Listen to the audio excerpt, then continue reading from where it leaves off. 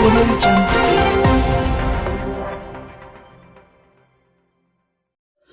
नमस्कार दोस्तों, लोक संवाद टुडे के लिए मैं हूं पुष्कर पवार। गुरुवार को जिलाधिकारी पौड़ी की अध्यक्षता में जिला सभागार में जनगणना 2027 के अंतर्गत संचालित स्वगणना हेतु महत्वपूर्ण बैठक आयोजित की गई।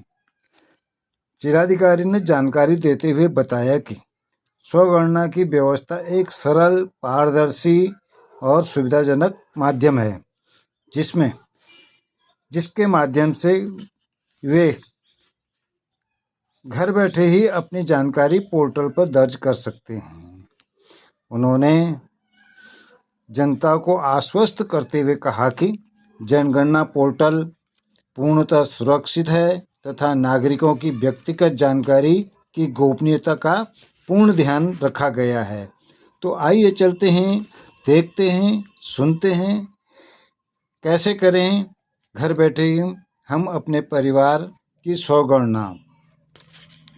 बाकी और किसी को कोई एडिशनल दिक्कत ऐसी लग रही हो सेल्फ इन्यूमरेशन के दौरान रजिस्ट्रेशन करवा लीजिए और अगले 2-3 दिन के अंदर में 18 तक ही करा लीजिए, आज या कल या परसों तक में, सैटरडे तक में आप लोग ये करवा के एक सूचना भेज दीजिएगा। एटलीस्ट जितने लोग भी आ जाए, लेकिन जो भी मान लीजिए विधायक जी आ जा रहे हैं, आपके ब्लॉक प्रमुख आ रहे हैं, आपके कोई भी जिला पंचायत सदस्य, जो ब्लॉक के हमारे क्षेत्र पंचायत के सदस्य, इस प्रकार के कुछ लोगों को एटलीस्ट कर लीजिए और उसका आप लोग थोड़ा प्रचार प्रसार भी कर लीजिएगा, सो दैट मतलब सेल्फ इन्यूमरेशन जितना हो जाएगा उतना हमारे जो इन्यूमरेटर है उनके लिए भी आसान होगा, प्लस ये जितनी जल्दी हो जाए, क्योंकि 24 तारीख तक होना है ये वाला काम। तो आप लोग 18 तक एम कर लीजिए कि उनको ट्रेन वगैरह कर दें और उनको ये भी रिक्वेस्ट कर लीजिए कि वो नीचे जाके अपने जो अन्य गांव है वहां पे भी एक बार अपने स्तर से भी इसका थोड़ा प्रचार प्रसार कर ले। जब जनगणना अधिकारी आपके घर आए तो उन्हें यही आईडी दिखा देनी है।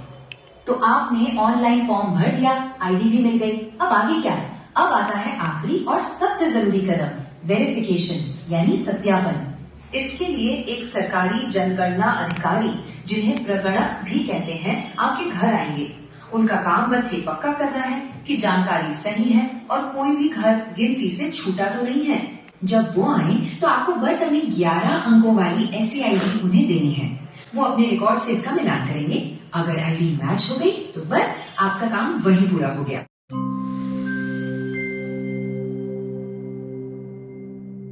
नमस्कार। भारत में शुरू होने जा रही है जनगणना, यानी देश में कितने लोग हैं इसकी गिनती। पर इस बार की जनगणना खास है, और खास इसलिए है कि इसमें डिजिटल तकनीक का इस्तेमाल किया जा रहा है। जनगणना 2 चरणों में होगी। पहले चरण में हाउस लिस्टिंग यानी मकान सूचीकरण एवं मकानों की गणना, और दूसरे चरण में जनसंख्या गणना की जाएगी। तो बात करते हैं पहले चरण की। इसमें निर्धारित प्रगणक घर जाकर जानकारी एकत्र करेंगे और मकानों की गणना करेंगे। ये प्रक्रिया सेल्फ एन्यूमरेशन पोर्टल यानी स्वगणना के माध्यम से भी की जा सकती है। इसमें परिवार का मुखिया या कोई सदस्य पोर्टल पर जाकर अपने घर और सुविधाओं से जुड़ी जानकारी स्वयं भर सकता है। ध्यान रखें, एक मोबाइल नंबर से केवल एक ही घर का लॉगिन संभव है, जिसकी एंट्री परिवार के मुखिया की ओर से होगी। मुखिया का नाम बदला नहीं जा सकता। लोगों द्वारा पहले से जानकारी भरे जाने से गणना आसान और तेज हो जाती है। स्वगणना एक विशेष सुविधा है। ये उस विशेष राज्य या संघ राज्य क्षेत्र में मकान सूचीकरण कार्य शुरू होने से 15 दिन पहले उपलब्ध कराया जाएगा, और ये सुविधा उस राज्य या संघ राज्य क्षेत्र में 15 दिन के लिए ही उपलब्ध रहेगी। जो चाहे वो स्वगणना के तहत पहले ही अपना विवरण दर्ज कर सकता है। स्वगणना पोर्टल में एंट्री का तरीका। सबसे पहले पोर्टल खोलें, फिर अपना राज्य या केंद्र शासित प्रदेश भरें, फिर कैप्चा भरें। इसके बाद स्वागत स्क्रीन आगे के चरणों का मार्गदर्शन करेगी। परिवार की मुखिया, जैसे यहाँ सुशीला देवी, अपना नाम और मोबाइल नंबर दर्ज करती हैं। अपनी भाषा चुनें, फिर OTP से सत्यापन होता है। पूरी प्रक्रिया सुरक्षित और बहुत आसान है। जिला और नजदीकी स्थान चिन्ह यानी लैंडमार्क चुनना जरूरी है। मैप पे मार्कर दिखाई देगा, वही अपने घर का स्थान चिन्हित करें। इसके बाद HLO प्रश्नावली का पृष्ठ खुल जाएगा। अधिकांश प्रश्न विकल्प आधारित होंगे। साथ ही लिखने के लिए फोनेटिक और वर्चुअल कीवर्ड होगा। FAQs और टूल टिप्स हर शंका का तुरंत समाधान करते हैं। यदि कोई प्रश्न अथवा जानकारी छूट जाए तो सिस्टम खुद आपको संकेत देता है। सभी विवरण भरे जाने के बाद चेक करें, ड्राफ्ट सहेजें, जरूरत हो तो संशोधन भी करें या अंतिम रूप से जमा करें। सबमिशन के बाद H से जुड़ा 11 अंकों का SC ID आपको दिखाई देगा। यह आपको SMS से भी मिलेगा। जब प्रगणक आपके घर आए तो ये SC ID आप उनसे साझा करें। आपकी दी गई सही जानकारी से हमारा देश सिर्फ मजबूत ही नहीं बनता, बल्कि उसकी वास्तविक तस्वीर भी सामने आती है। तो भागीदार बने और सहयोग करें। हमारी जनगणना, हमारा विकास। नमस्कार। सोचिए, अगर जनगणना का सारा काम घर बैठे बैठे बस कुछ ही मिनटों में पूरा हो जाए तो? जी हाँ, अब ये बिल्कुल मुमकिन है। जनगणना 2027 में एक बहुत ही खास सुविधा आई है जिसका नाम है स्वगणना।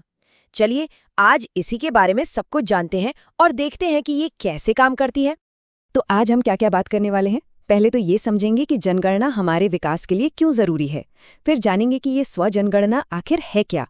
उसके बाद इसकी पूरी 8 स्टेप की प्रक्रिया देखेंगे और अंत में वेरिफिकेशन कैसे होगा और भारत के भविष्य में हमारा क्या रोल है, इस पर भी बात करेंगे। देखिए, जनगणना का मतलब सिर्फ लोगों को गिनना नहीं होता, ये तो हमारे आने वाले कल की प्लानिंग है। मान लीजिए देहरादून में एक नए स्कूल की जरूरत है या हल्द्वानी में एक बेहतर अस्पताल चाहिए। इन सब का फैसला जनगणना से मिले आंकड़ों के आधार पर ही तो होता है। और ये जो लाइन आप देख रहे हैं, मेरी गणना देश की ताकत, ये बात 100% सही है। जब हम में से हर एक इसमें हिस्सा लेता है तो सरकार को बिल्कुल सटीक जानकारी मिलती है और यही जानकारी देश को आगे ले जाने की ताकत बनती है। तो चलिए अब मुद्दे पर आते हैं। ये स्वगणना आखिर है क्या? बहुत ही आसान शब्दों में स्वगणना का मतलब है कि अब आपको जनगणना अधिकारी का इंतजार करने की कोई जरूरत नहीं है। आप खुद अपनी सुविधा के हिसाब से अपने ही घर से अपने पूरे परिवार की जानकारी ऑनलाइन भर सकते हैं। और हाँ, ये पूरी तरह से सुरक्षित है। इसके फायदे भी कमाल के हैं। सबसे पहला, आपका कीमती समय बचता है। दूसरा, जानकारी बिल्कुल सही होती है क्योंकि उसे आप खुद भर रहे हैं। और तीसरा, क्योंकि सब कुछ डिजिटल है तो नतीजे भी बहुत जल्दी आते हैं, जिससे विकास के काम भी तेजी से होते हैं। और जानते हैं इस पूरे काम में कितना वक्त लगेगा? ज्यादा नहीं, बस 15 से 20 मिनट। सोचिए, अपनी सुबह की चाय खत्म होने से पहले ही आप देश के लिए एक बहुत बड़ा काम कर सकते हैं। तो ठीक है, अब देखते हैं कि ये काम करना कैसे है। इसकी प्रक्रिया में कुल 8 आसान से कदम हैं। ये जो पोस्टर आप देख रहे हैं, इसमें पूरी प्रक्रिया दिखाई गई है। चलिए अब एक एक करके हर कदम को अच्छे से समझते हैं। तो पहले 4 कदम तो बहुत ही सीधे हैं। सबसे पहले आपको वेबसाइट sense.census.gov.in पर जाना है। फिर घर के किसी भी सदस्य के मोबाइल नंबर से OTP के जरिए लॉगिन करना है। इसके बाद अपना राज्य, जिला मतलब पूरी लोकेशन चुननी है और फिर डिजिटल मैप पर अपने घर की सही जगह को पिन करना है, ठीक वैसे ही जैसे हम कैब बुक करते समय करते हैं। हाँ, एक बहुत ज़रूरी बात का ध्यान रखना है। आप शुरुआत में जो भी भाषा चुनेंगे उसे बाद में बदल नहीं पाएंगे, तो अपनी भाषा ज़रा ध्यान से चुनिएगा। अच्छा, अब आते हैं अगले 4 कदमों पर। 5वां कदम है फॉर्म भरना, जिसमें आप अपने घर और परिवार के सदस्यों की जानकारी डालेंगे। जैसे ही आप फॉर्म सबमिट करेंगे, आपको एक खास SC ID नंबर मिलेगा। अब ये ID बहुत ज़रूरी है, तो इसे संभाल कर रखना है। सबसे अच्छा तरीका है कि इसका एक स्क्रीनशॉट ले लें। और बस आखिरी काम, जब जनगणना अधिकारी आपके घर आएं तो उन्हें यही ID दिखा देनी है। तो आपने ऑनलाइन फॉर्म भर दिया, ID भी मिल गई। अब आगे क्या? अब आता है आखिरी और सबसे जरूरी कदम, वेरिफिकेशन यानी सत्यापन। इसके लिए एक सरकारी जनगणना अधिकारी, जिन्हें प्रगणक भी कहते हैं, आपके घर आएंगे। उनका काम बस ये पक्का करना है कि जानकारी सही है और कोई भी घर गिनती से छूटा तो नहीं है। जब वो आएं तो आपको बस अपनी 11 अंकों वाली SC ID उन्हें देनी है। वो अपने रिकॉर्ड से इसका मिलान करेंगे। अगर ID मैच हो गई तो बस आपका काम वहीं पूरा हो गया। और हाँ, बिल्कुल चिंता मत कीजिए, आपकी दी हुई हर जानकारी कानून के तहत पूरी तरह से गोपनीय और सुरक्षित रखी जाती है। तो ये सब इतनी बड़ी बात क्यों है? आइए अब समझते हैं कि भारत के भविष्य को बनाने में हम सबकी क्या भूमिका है। एक बात का खास ध्यान रखें, ये ऑनलाइन सुविधा हमेशा के लिए नहीं है।